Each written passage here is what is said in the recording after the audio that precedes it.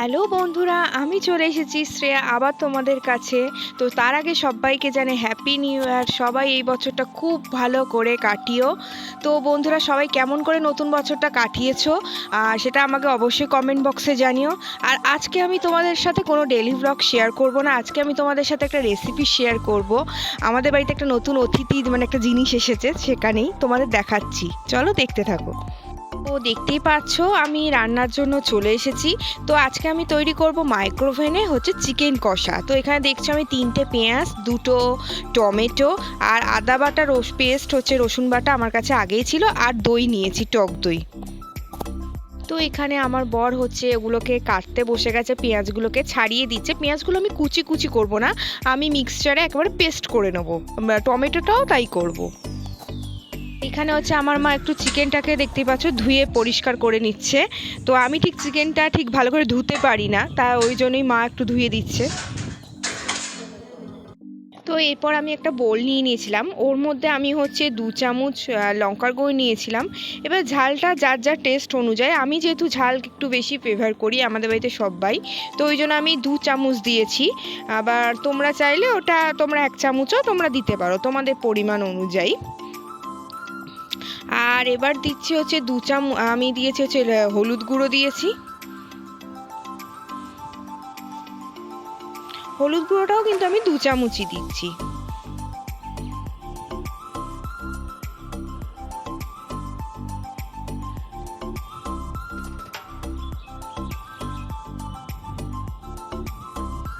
আর দিয়েছি দেখো জিরে গুঁড়ো। জিরে গুঁড়োটা আমি কিন্তু 2 চামচ দিয়েছি, বড় চামচে 2 চামচ। এবার তোমরা মশলাটা মাংসর পরিমাণ অনুযায়ী দেবে, আমার যেহেতু 1 কিলো চিকেন ছিল সেই মাপে আমি দিয়েছি।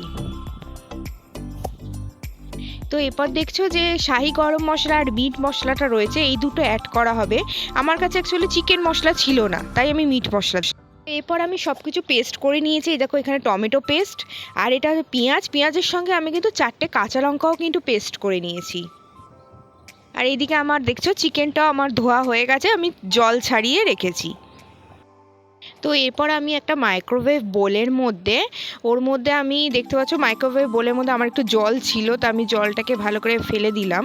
একটুও যেন জল না থাকলে জল রাখাই যাবে না তো এবার আস্তে আস্তে দেখছো চিকেনগুলো এবার ওর মধ্যে দিয়ে দেওয়া হলো। চিকেনগুলো কিন্তু আমার পুরো জল ঝরানো রয়েছে, একদম ড্রাই চিকেন করে দেওয়া হয়েছে। তারা তোমাদের বাড়িতে যদি কারোর কাঁচের বয়মও থাকে, তাতেও কিন্তু তোমরা ম্যারিনেশন করতে পারো। এরপর দেখতে পাচ্ছ এর মধ্যে টক দই আমি দিয়ে দিলাম। টক দইটা বেশিটা দিইনি, পুরো টক দই দেওয়া হয়নি, অল্প হাফটা দিয়ে দিতে হয়, বুঝেছো।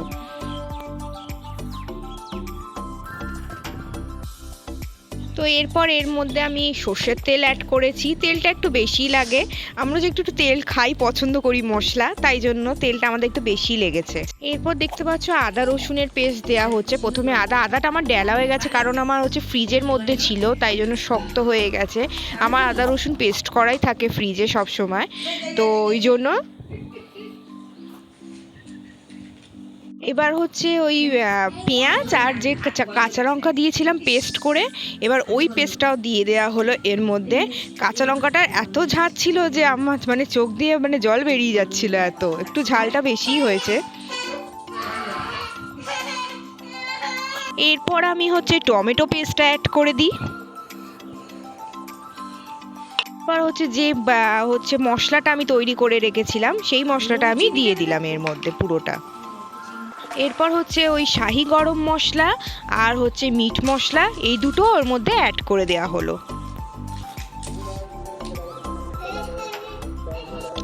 এরপর এর মধ্যে চিনি অ্যাড করা হলো, আমি যেহেতু একটু মিষ্টি পছন্দ করি তাই চিনি দিলাম।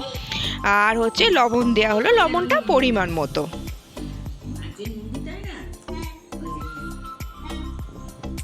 এরপর সবশেষে এর মধ্যে ধনেপাতা ছিল, তো আমি ধনেপাতা এর মধ্যে অ্যাড করে দিলাম।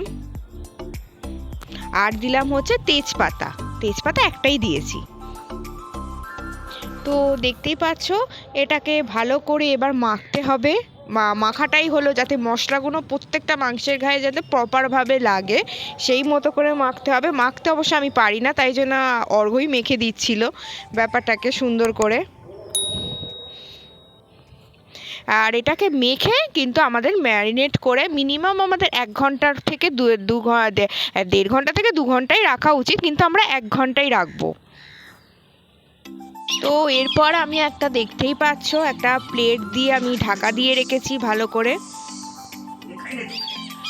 তো বন্ধুরা এখন একটু এই যে বেরিয়েছি, তোমরা দেখতেই পারলে যে চিকেনটা এখন ম্যারিনেট করতে দিয়ে এসেছি। ওটা 2 ঘন্টা টাইম লাগবে। এখানে অন্ধকার, আমার মুখটা ঠিক বোঝা যাচ্ছে না, তো 2 ঘন্টা ওটা রেখে দিতে হবে। 2 ঘন্টা পর ওটা আমরা ওইতে বসাবো। এই ফার্স্ট টাইম আমি অল্প মাইক্রোওভেনের মধ্যে করবে জিনিসটা, বাটি চিকেনটা। তো খুব এক্সাইটেড। এতদিন একটা অন্যরকম, এতক্ষণ কড়াইতে করলে ভাবতাম যে ওটা ভালো হবেই হবে, কিন্তু মাইক্রোওভেনে আমরা ফার্স্ট টাইম ওটা বসাবো।